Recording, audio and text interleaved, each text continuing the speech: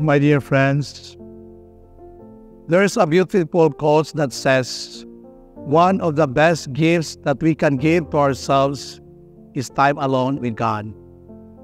Usa ka panindot nga kasay kahatag sa atong kaugalingon, mao ang panahon nga maginusara uban sa Dios.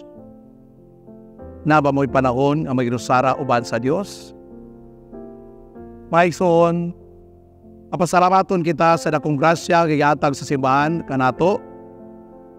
Tining canonical coronation na gigrant dinhi sa Assumption of Our Lady Paris sa Dawis.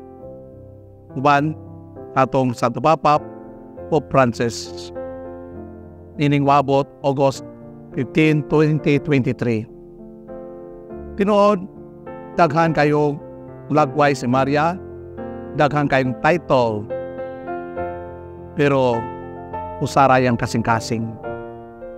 Usa may karakteristik sa yang kasing-kasing, maigsoon, nga nagpahinumdum kanato diya sa atong kinabuhi.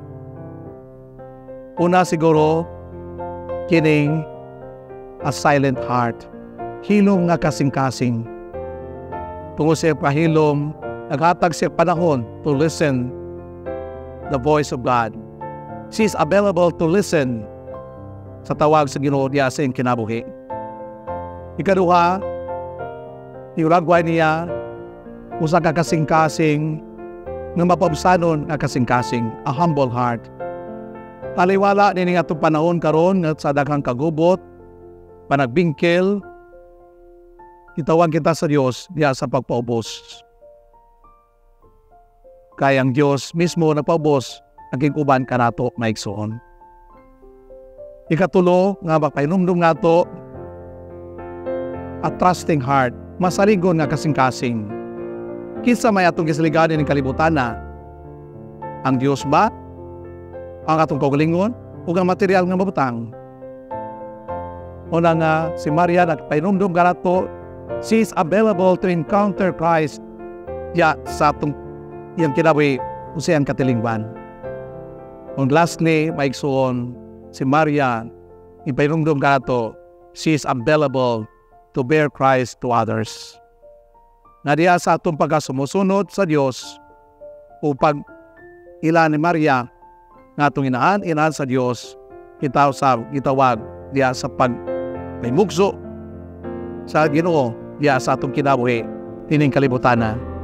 Pusa maigsoon ko ni Kristo, mapasalamaton kita sa Dios sa tanang grasya nga atong nadawat uban sa mahal nga Birhen Maria sa daghang niya pangaliya kanato nga iya mga pinanggag mga anak. Pusa mga igsoon, nagtawag ko kining tanan diya sa pagkahin o panahon niling tanang sang adlaw sa canonical coronation karong wabot August 15, 2023 sa alas 9 sa buntag diri sa parokya sa Assumption of Our Lady Shrine Parish. Uban niini kanato ang ipadala sa atong Papa Pope Francis, ang Papalnosyo sa Pilipinas, si Archbishop Charles Brown. Nang ginaot ko sa inyong pagtubag sa tawag sa Ginoo, aging pagmahal nato sa Dios, sa ato mahal nga Birhen Maria. Daghang kayong salamat kaning tanan.